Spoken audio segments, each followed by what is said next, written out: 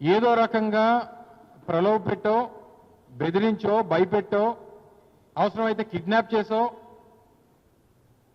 మా దగ్గర ఉన్నటువంటి సభ్యుల్ని లాక్కొని ఈ మ్యాజిక్ ఫిగర్ని చేరుకునేటువంటి దానికి మేము ప్రయత్నం చేస్తామన్నటువంటి ఉద్దేశంతోనే మీరు చేసినట్టుగా కనబడతా ఉంది. సరే, ఏదేమైనప్పటికీ ఎన్నిక ప్రక్రియ జరిగిన తర్వాత కొంతమంది పెద్ద మనుషులు మాట్లాడినటువంటి మాటలు చూసాం. ధర్మం గెలిచింది, న్యాయం గెలిచింది, ఇటువంటి మాటలు మీరు మాట్లాడేటువంటి దానికి అర్హత లేదు. మీకు పెద్ద పెద్ద మాటలు మాట్లాడి ధర్మం గురించి, న్యాయం గురించి మాట్లాడేటువంటి నైతిక హక్కు స్థానికంగా ఉన్నటువంటి కొంతమంది ప్రజాప్రతినిధులు, శాసనసభ్యులు, పార్లమెంట్ సభ్యులు మాట్లాడారు. మీరు ఆ తాలూకా నైతిక హక్కును కోల్పోయారనేటువంటి విషయాన్ని తెలియజేస్తా ఉన్నాం. మీరు ఈరోజు గెలిచింది మేయర్ మీద పెట్టినటువంటి అవిశ్వాసాన్ని గెలిచారు తప్ప విశాఖపట్నం నగర ప్రజల తాలూకా విశ్వాసాన్ని ఈరోజు తెలుగుదేశం పార్టీ, మిగిలినటువంటి కూటమి పార్టీలు కోల్పోయారనేటువంటి విషయాన్ని తెలియజేస్తా ఉన్నా. ప్రజాస్వామ్య పద్ధతిలో 2021లో జరిగినటువంటి ఎన్నికల్లో విశాఖపట్నం ప్రజలు వైఎస్ఆర్ కాంగ్రెస్ పార్టీకి మద్దతు పలికి 98 మంది కార్పొరేటర్కి ఎన్నికలు జరిగితే 59 మందిని గెలిపించి 5 సంవత్సరాల పాటు వైఎస్ఆర్ కాంగ్రెస్ పార్టీ మహావిశాఖ నగరపాలక సంస్థని పరిపాలించాలని, తద్వారా ఈ ప్రాంత అభివృద్ధి జరగాలని చెప్పి విశాఖపట్నం నగర ప్రజలు కోరుకున్నారు.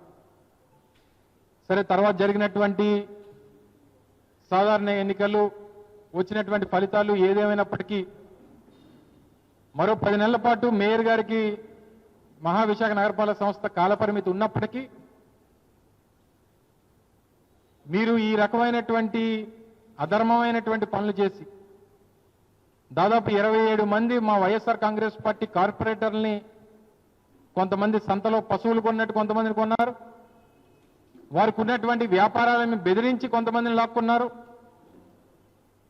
అనేక రకాలుగా వారిని ప్రలోభపెట్టి కొంతమందిని లాక్కున్నారు. బెదిరించి కొంతమందిని లాక్కున్నారు. భయపెట్టాలని కొంతమందిని చూశారు. ఇవన్నీ చేసి ఇన్ని అధర్మమైనటువంటి పనులు చేసి ఇందాక పెద్దలు చెప్పినట్టు, కన్నబాబు గారు చెప్పినట్టు, చావు తప్పి కన్ను లొట్టబోయినట్టు కరెక్ట్గా 74 దగ్గరికి వచ్చి ఆగారు. ఇట్టి పరిస్థితుల్లో ఆ 27 మంది సభ్యుల తాలూకా సభ్యత్వం కోల్పోవడం ఖాయం. ఇది చట్టం చెప్తా ఉంది. ప్రజాస్వామ్యబద్ధంగా ఏదైతే చట్ట ప్రకారం ఉందో దాని ప్రకారం 27 మంది సభ్యుల తాలూకా సభ్యత్వం కోల్పోవడం ఖాయం. దానికి కావాల్సినటువంటి చట్ట ప్రక్రియ, న్యాయ ప్రక్రియ, చట్ట ప్రకారం వారు ఏదన్నా వారికి అధికారం ఉంది కదా అని చెప్పి వారు ఏదన్నా తప్పుదోవ పట్టిస్తే న్యాయస్థానానికి వెళ్తాం. వారి సభ్యత్వం కోల్పోవడం ఖాయం అనేటువంటి విషయాన్ని కూడా తెలియజేస్తా ఉన్నాం.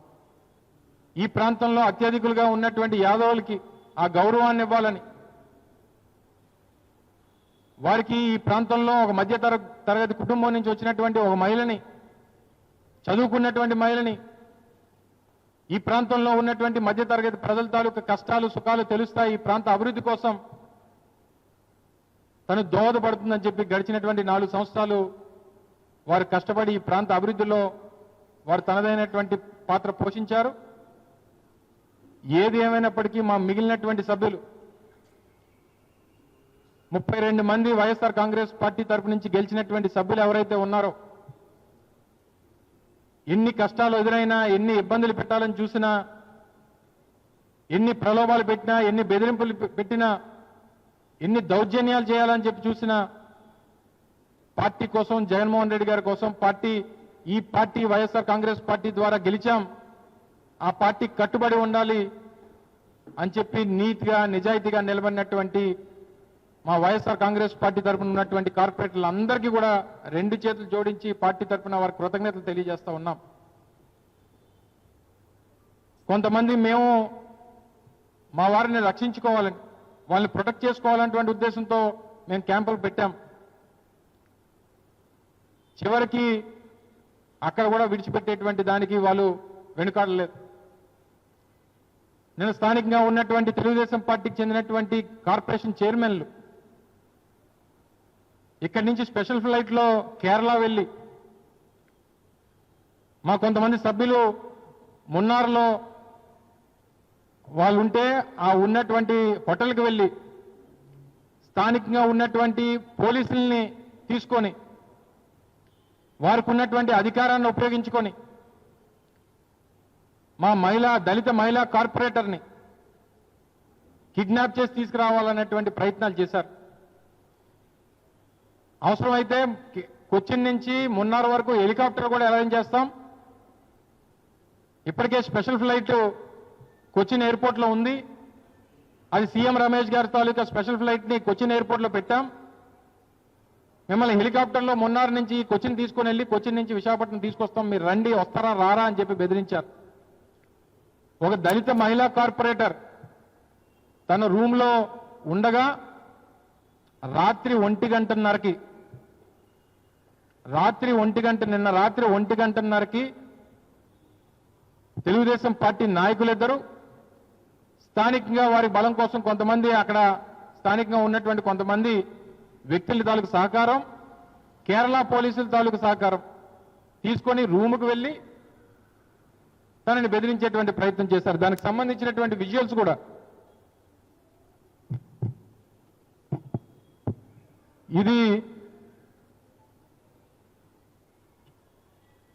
దానికి సంబంధించినటువంటి విజువల్స్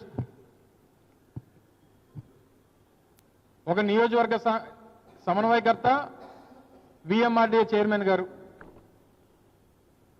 వారు ఇరువురు కలిసి పోలీసుల తాలూకు సహకారంతో కొంతమంది ప్రైవేట్ వ్యక్తుల తాలూకు సహకారంతో నిన్న రాత్రి 1:30కి ఇది చూడండి ఏం చేస్తున్నారు. ఇదా మీరు మాట్లాడినటువంటి న్యాయం, ధర్మం, సత్య హరిశ్చంద్రుల్లా మీరు మాట్లాడుతున్నటువంటి, మీరు పలుకుతున్నటువంటి సూక్తులు, ఇదంతా కూడా నిన్న రాత్రి 1:30కి నెల రోజుల పాటు మార్చి 21వ తారీఖున లేఖ ఇచ్చారు. తర్వాత ఈరోజు ఏప్రిల్ 19 అంటే దాదాపు 30 రోజుల పాటు అనేక మంది మా వైఎస్ఆర్ కాంగ్రెస్ పార్టీ కార్పొరేటర్లు పోలీసుల్ని స్థానికంగా ఉన్నటువంటి వారి ఇళ్ల దగ్గరికి పోలీసులు పంపించారు. చివరికి కేరళలో ఉంటే కేరళలో ఉన్నటువంటి మా కార్పొరేటర్ల దగ్గరికి వారికి అధికారం ఉంది కాబట్టి స్థానికంగా వారి అధికారాలను ఉపయోగించుకొని మహిళా కార్పొరేటర్ గారి దగ్గరికి ఇదిగోండి రూమ్ దగ్గరికి వెళ్ళి చేస్తున్నటువంటి రభస. ఫస్ట్ విజువల్ ఏమో హోటల్ లాబీలోది, ఇప్పుడు వస్తున్నటువంటి విజువల్ వారి రూమ్ దగ్గర చేస్తున్నటువంటి గొడవ. ఏం సమాధానం చెప్తారు దీనికి? ఇది ధర్మం, సత్యం, ధర్మం, వాళ్ళు దెయ్యాలు వేదాలు వాళ్ళు ఇచ్చినట్టుగా వారు మాట్లాడుతున్నటువంటి మాటలు. ఇంకో విజువల్ ఇది హోటల్ నుంచి తను రాను, మీరు ఏం చేస్తారు చేసుకోండి, మీ అందరి మీద కేసు పెడతానంటే తిరిగి పారిపోతున్నటువంటి విజువల్స్.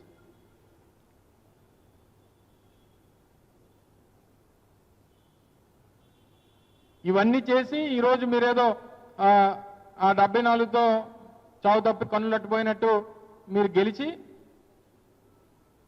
మేము పరిపాలన అందిస్తాం, మేము న్యాయం చేస్తాం, మేము ధర్మం చేస్తాం, మేము విశాఖపట్నాన్ని మేము ఎక్కడికో తీసుకెళ్లి పెడతాం,